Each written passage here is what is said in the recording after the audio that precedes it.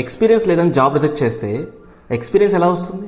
ఒక చిన్న కథ, పెద్ద లెసన్ వినండి. 2010లో ఐఐటి మద్రాసులో చదువుతున్న ఒక స్టూడెంట్ ఈ పెయిన్ని రెగ్యులర్ చూస్తున్నాడు. అతని పేరే సర్వేష్ అగర్వాల్. కొన్ని కాలేజెస్లో క్యాంపస్ వస్తున్నాయి, కొంతమంది సెలెక్ట్ అవుతున్నారు, కొంతమంది సెలెక్ట్ అవ్వట్లేదు. బయట ఇంటర్వ్యూస్కి వెళ్తే ఎక్స్పీరియన్స్ ఉందా అని అడుగుతున్నారు. ఎక్స్పీరియన్స్ లేదు అంటే రిజెక్టెడ్. క్వశ్చన్ సింపుల్, ఎక్స్పీరియన్స్ లేకపోతే జాబ్ ఎలా వస్తుంది? జాబ్ లేకపోతే ఎక్స్పీరియన్స్ ఎలా వస్తుంది? ఈ గ్యాప్ని ఎవరు సాల్వ్ చేయట్లేదు. సర్వేష్కి అప్పుడే ఒక ఐడియా వచ్చింది. స్టూడెంట్స్కి ఈజీగా ఇంటర్న్షిప్ దొరకాలి, కంపెనీస్కి జెన్యూన్ స్టూడెంట్స్ ఈజీగా దొరకాలి. ఇంటర్న్ చాలా అక్కడే స్టార్ట్ అయింది. స్టార్ట్ ఈజీ కాదు, కంపెనీస్ నమ్మట్లేదు. ఆన్లైన్లో ఇంటర్న్స్ రిక్రూట్ చేసుకోవాలా అనే డౌట్. స్టూడెంట్స్కి కూడా కన్ఫ్యూజన్, ఇది ఫేకా జెన్యూనా అని. కంపెనీలో మనీ లేదు, టీం లేదు, ఓన్లీ ల్యాప్టాప్ అండ్ ఓన్లీ నమ్మకం.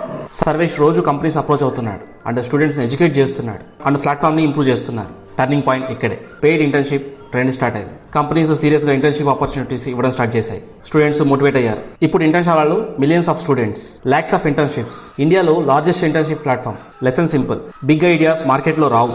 డైలీ కనిపించే చిన్న ప్రాబ్లమ్స్ నుండి ఐడియా పుడుతుంది.